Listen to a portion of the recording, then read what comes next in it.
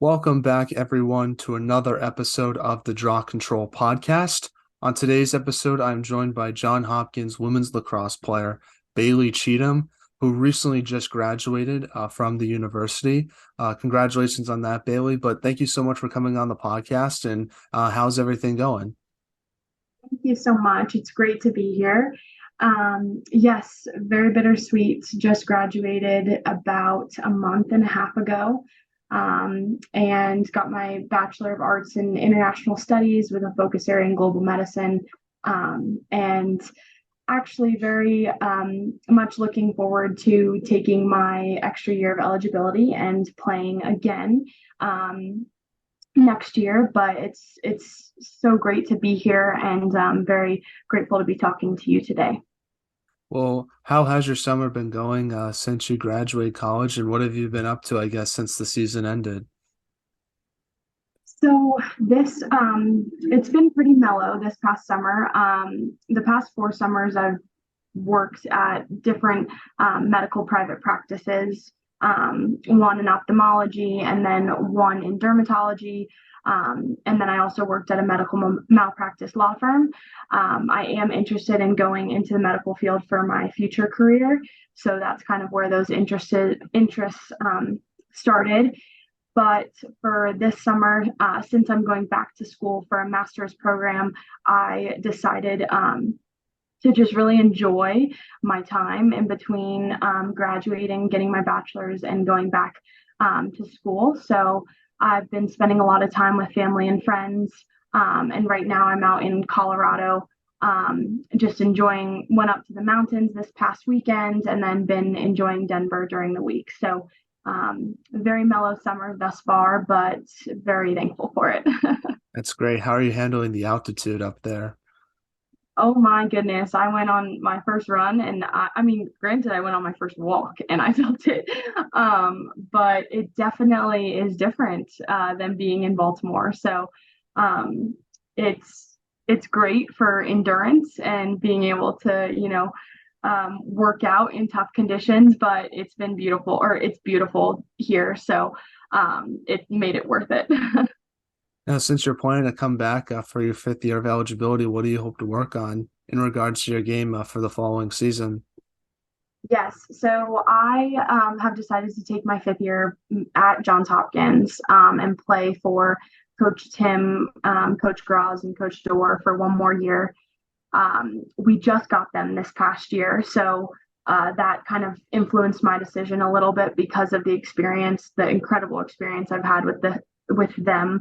Um, it's it's hard to be able to adjust to a new staff, but they made it so incredibly easy and so fun. So that contributed to my decision to taking a fifth year at Johns Hopkins. But I'm looking to obviously continue to work on my leadership. That's something that over the past 4 years, I've been blessed to be put in roles that, you know, allow me to be a good leader and a good mentor to our younger kids and to the entire team for that matter. And then, but on top of that, obviously being a leader on and off the field is very important. But then also, of course, my lacrosse skills, I always want to improve and always want to work at them. And that's something that my coaches, we always say, get better every day, compete every day. So that's something that I'm looking to do for another year for them and with my team. Yeah. What type of leader would you say you are like? Are you more of a vocal leader or lead by example type of player? I definitely think it's situational, but for the majority, I would say I'm a vocal leader.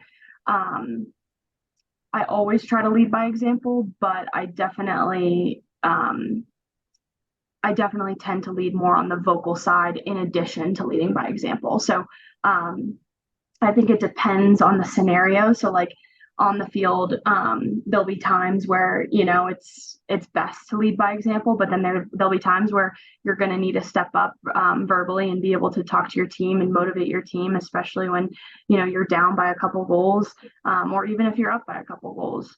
So I think that in that capacity, it's definitely situational for me. But if I had to choose one, I would say I am more of a vocal leader.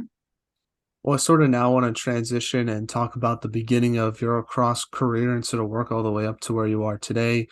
So, from the research that I did on yourself, it says that you're from Oregon. So, talk about growing up there and how did you start playing lacrosse? Yes, so yes, so originally from Lake Oswego, Oregon, and lacrosse was not popular when I was growing up. It was mainly, soccer.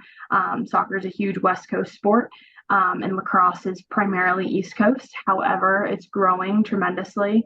So, and our year, I want to say like my year was kind of when it started to grow even more. Oregon Youth Lacrosse Association, which is short for or long for OGYLA, is something that my dad was a huge part of, and so obviously when your dad's a huge part of something and you want to join a new sport, like he was my coach for the first couple years and throughout being in Oregon. But we grabbed or we tried to recruit all kids from who were playing soccer, because soccer and lacrosse are similar in aspects of just athletic ability, and you put a lacrosse stick in a soccer player's hand and you can hopefully teach them how to play lacrosse. But at the end of the day, wasn't it wasn't enough to be able to give me an opportunity to be exposed to college lacrosse and college recruiting. And so when I was in eighth grade, I started looking at boarding schools back east. My dad went to one, so that's kind of what influenced me towards Massachusetts, because that's where my parents are originally from. And I ended up going to Deerfield Academy for 4 years for boarding school. And I played soccer, ice hockey, and lacrosse there. But again, I still attribute a lot of my childhood in Lake Oswego, Oregon, to just having me fall in love with the sport of lacrosse because it was so new and because not a lot of people played it.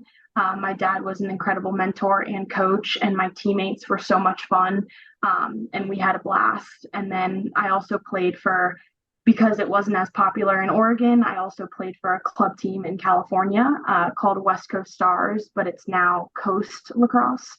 And so I would spend my summers down in San Diego with my teammates down there that were originally from there. So I would stay with them for the summer and play down there. And that's where we would get a little bit of college recruiting exposure, but not as much as you do on the East Coast. Or did you watch any lacrosse growing up? Did you have like a favorite player? I'm curious about that. Or was it just a sport that you played and not really followed that much up until, I guess, when you went to college?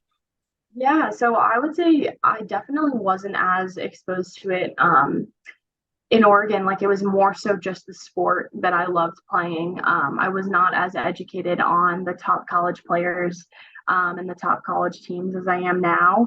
I think the time when I started like really focusing would be when I was in high school. And honestly, after I recruited to Johns Hopkins, or after I committed to Johns Hopkins, that's when I started to kind of keep up to date on everything. But growing up, it was kind of just still being passionate about the game and just like learning a new sport and just having fun with my teammates.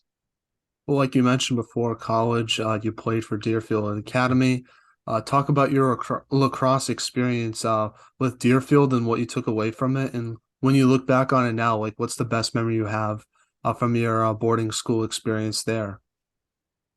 Yes, Deerfield was incredible. I can't say it enough. I would say something that I'm so grateful for from Deerfield is the fact that I was able to live at school, and like you pretty much live with your best friends. It's just like college, but just not as much pressure because you don't have to worry about your future career and getting a job and starting to be independent. But it was incredible, and then also just playing three sports, I think, allowed me to um, gain different sets of skills, which I believe carried into being recruited for lacrosse. And that's something that my old coaching staff that recruited me and gave me the opportunity to go and play at Hopkins for them for 3 years, they always said that they looked for, multi-sport athletes, and being able to have that is something that's so important. And that's what Deerfield gave me the opportunity to do. I would say my favorite memory, oh goodness, there are so many. Um, but a general one more so was our bus trips. So because we were a boarding school, we were about, I mean, the closest school was probably like 45 minutes away from us, but then the furthest was about like 3 hours, three and a half. So our teams, whether it be in the fall, in the winter, in the spring for the respective sport, our teams had so much fun on the bus trips.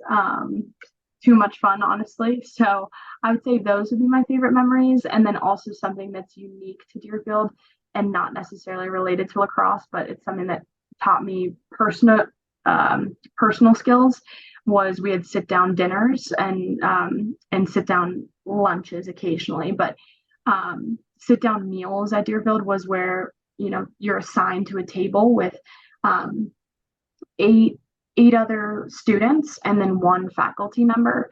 And it's a time to, obviously no phones, and it's a formal meal, and you are just able to like meet kids around campus that you wouldn't otherwise have met, not a part of your friend group, just, maybe in your classes. But it was a time to have good conversation, whether it be with your fellow students or faculty members. And so I think that would be my favorite memory aside from lacrosse. But with lacrosse, I would say the bus trips, they were Yeah. incredible. Did you guys do karaoke on the bus? I know that's sort of a popular thing. Yes, we did. We would have sometimes it would be, spontaneous, but then we would also the last away game coming back, we would always have karaoke. And so, but we would also have spontaneous in addition to that. But it was awesome. Did the coaches ever get involved, or was it just players?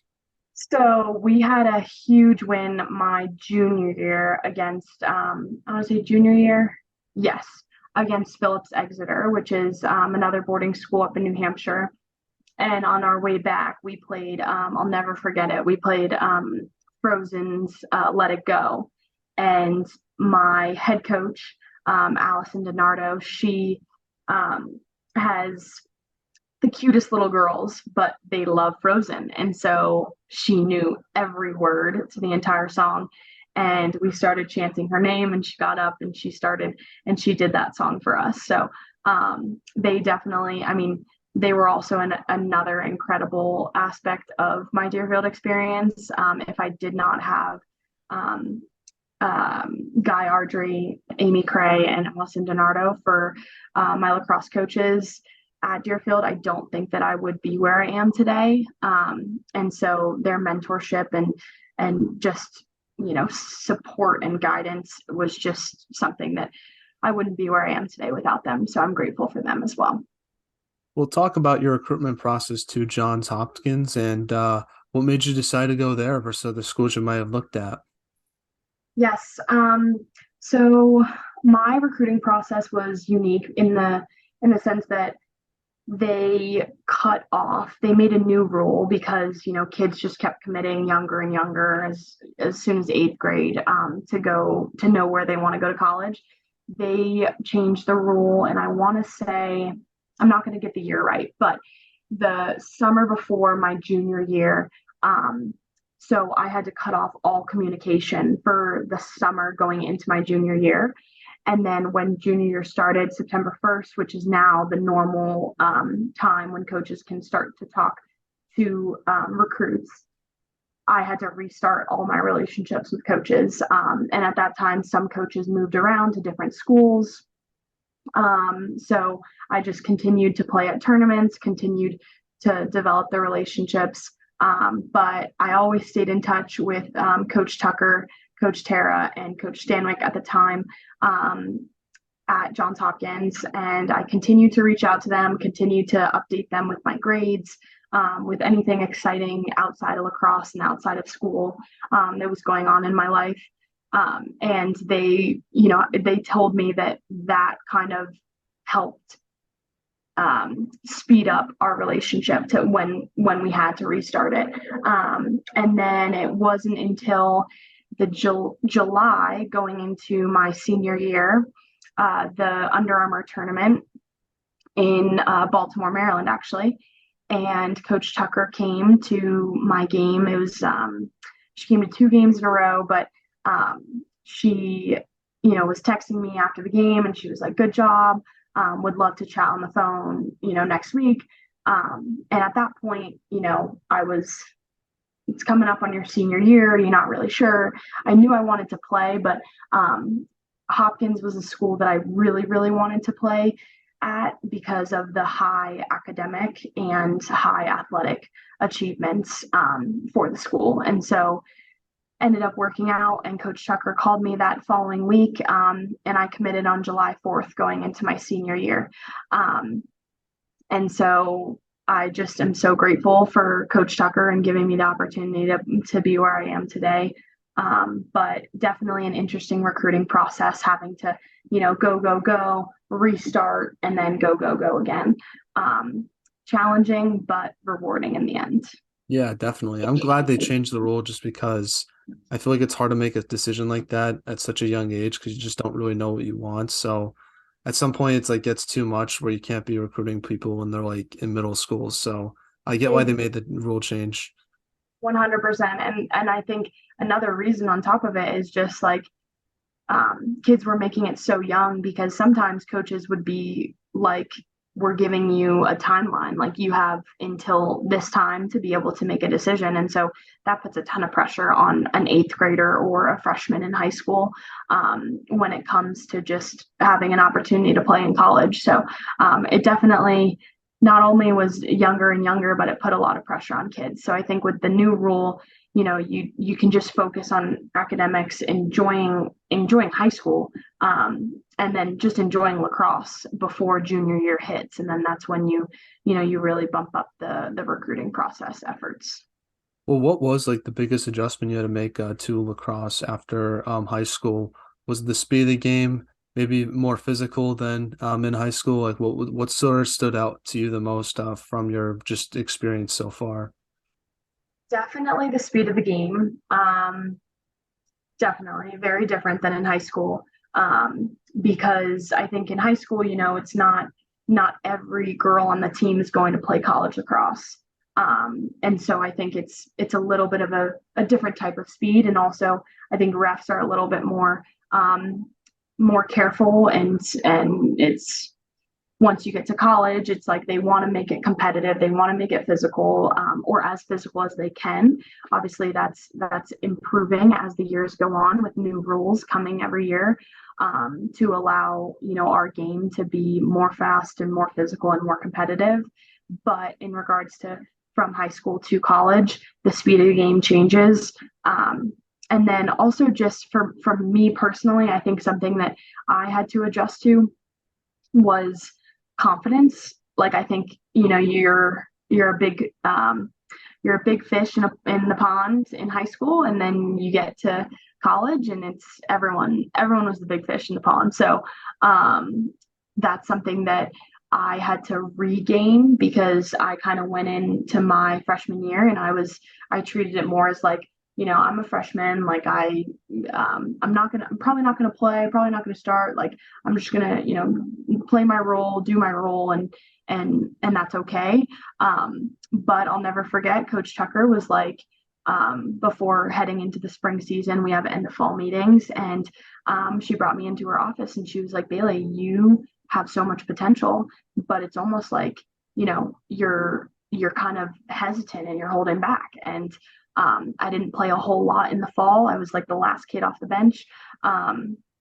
And then come spring, it was very different for my freshman spring. So I was lucky enough to be able to get a lot of playing time, and I attribute that to CT kind of bumping me in the butt a little bit and saying, "You got to build your confidence back from what you had from being in high school and being able to be recruited to play at Hopkins, and know that you can compete with the other kids on your team and then also on other teams as well." Yeah, I think confidence is an interesting thing because I feel like it's such an important aspect of any sport because it's so hard to sort of gain confidence over time. Yeah, it's so easy to lose confidence. Like it could be a single play and your whole confidence can just shift completely. Whereas where you're trying to build it, it takes months and sometimes even years for that to happen. So I'm sort of curious how you sort of work on that part of your game. Yeah, it's definitely a continued work in progress. I think the biggest thing I would attribute it to is having a constant open communication with your coaches and your teammates.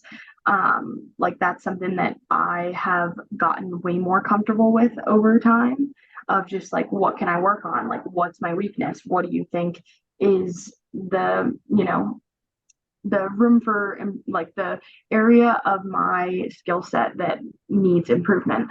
And I think that's something that has helped instead of kind of being stubborn and being like, I deserve to be out on that field more than this kid does. Like, but like that's not the type of confidence that is needed on a team. It's more so of, a confidence of like, I know I'm good in this area, but I also know I need work in this area. So I'm going to work on this area. What can I do? And asking your teammates, asking your coaches, that's something that I have adopted, and I think it's helped tremendously.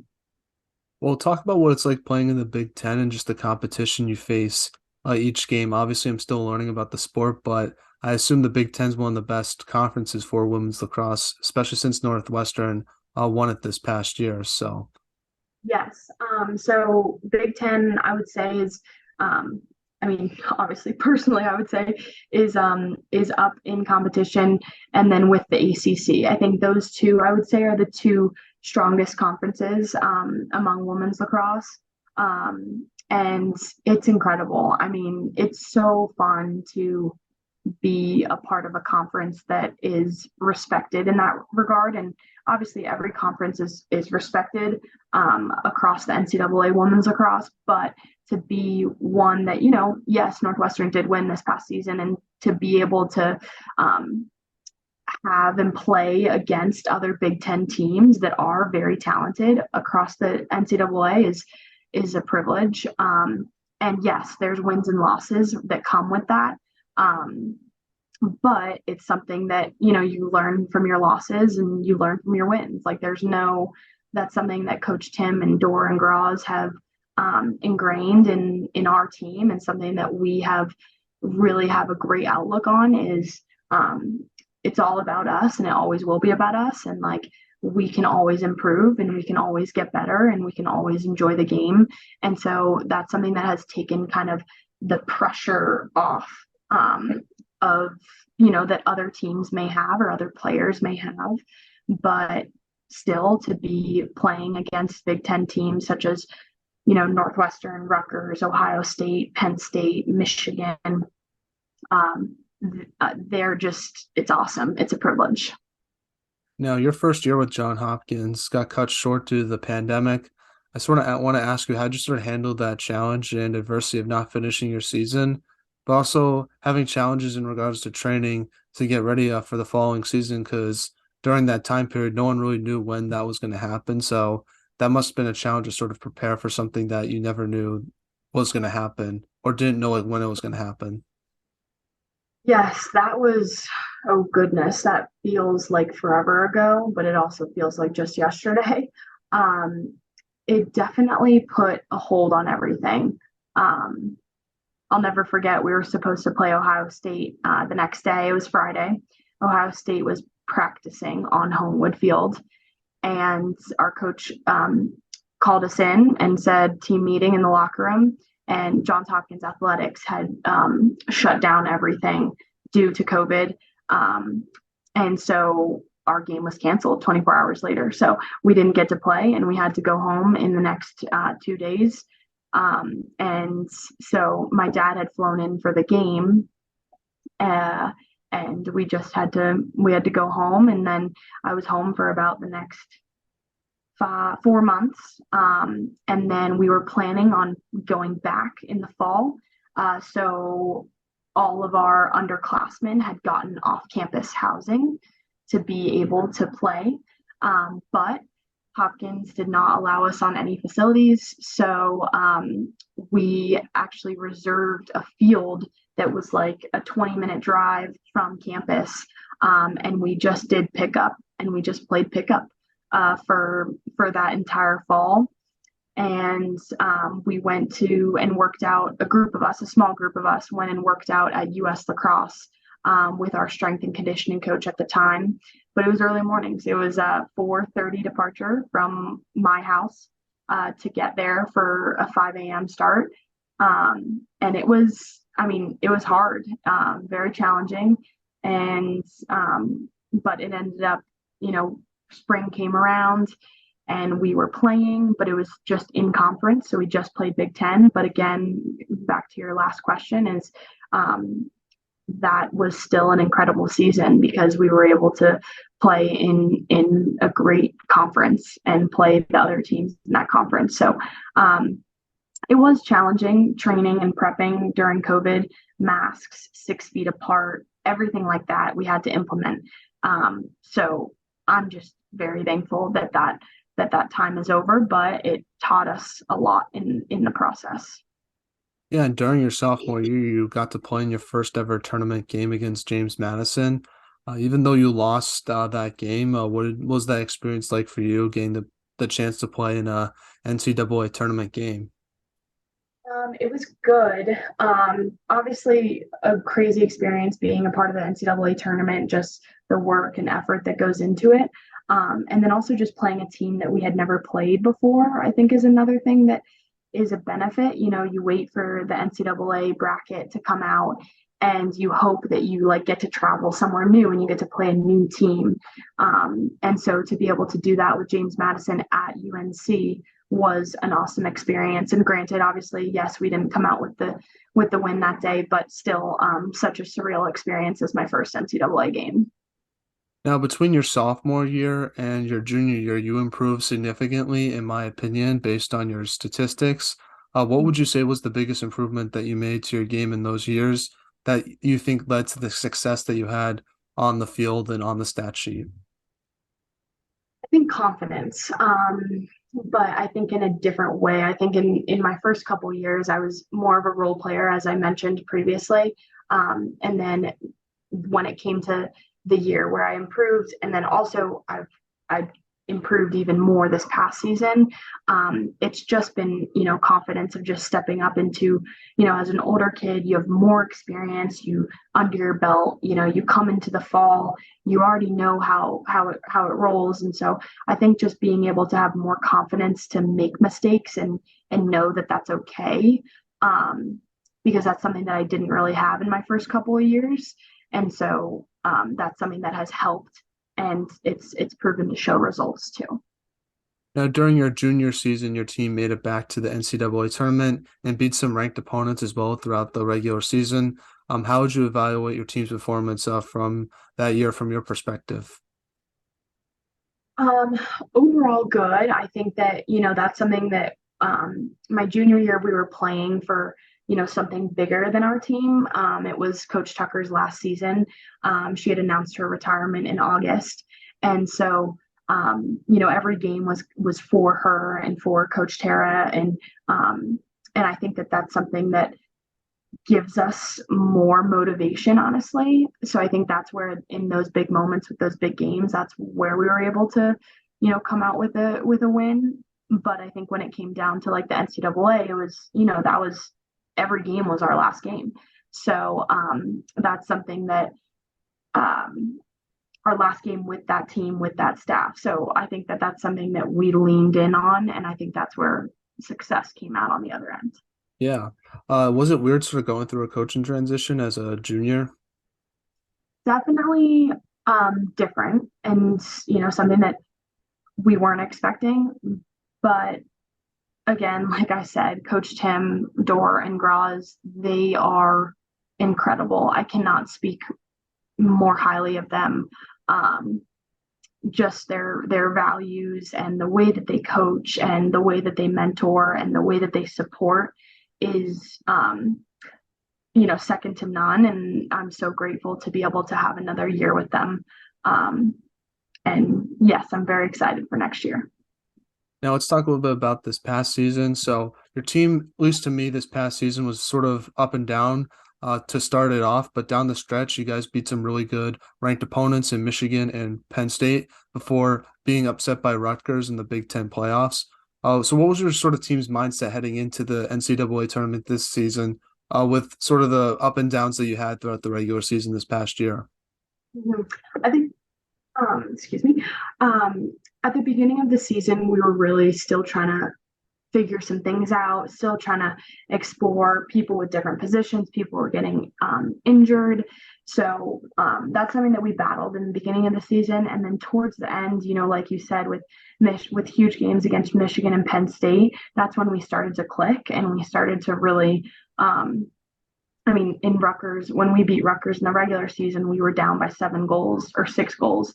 And we came back in the fourth quarter, scored 7 in a row, and ended up winning the game. So that's something where it's like at that moment, that was right before Michigan and Penn State, and at that moment, we were able to see what our potential is as a team. And so I think that's what we took into those next couple games. And then also just the fact that, you got to be above 500 to be able to compete in the NCAA tournament. So we needed those wins. Unfortunately, like that's the reality of it, but we needed those wins to be able to have more time with each other. And so we took one game at a time, and that was able to go into our favor to then ending up making it to the postseason. And you won your first ever tournament game against UMass. Talk about that win and what it meant for your team, especially for you as a senior, finally getting that big postseason win and sort of that monkey off your team's back a little bit.